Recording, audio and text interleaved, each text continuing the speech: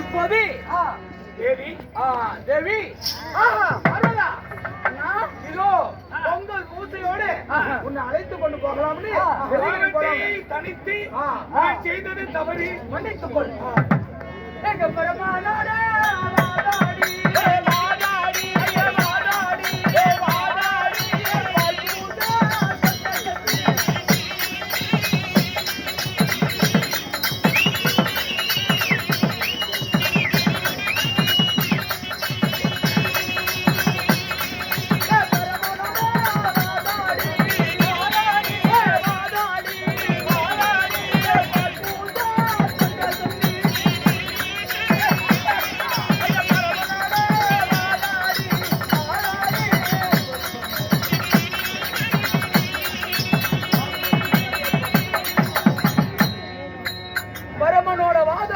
பால் பூசை கொண்ட சக்தி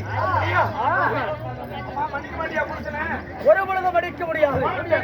என் கோபம் தெரியவில்லை. அதனால தேவரெல்லாம் ஒன்று கூடி அம்மாளுடைய தில்லைக்காலுடைய கோபத்தை அறுபதால் தணிக்க முடியவில்லை என்று யமனை அனுப்பி உயிர்களை பிடிக்கக்கூடிய யமனை அனுப்பி அவர்களிடத்திலே பொங்கல் பூசி வச்சு வாழ்ந்த வணங்கின ஒருவேளை கோபம் தெரியுமா என்று யமனை அனுப்பி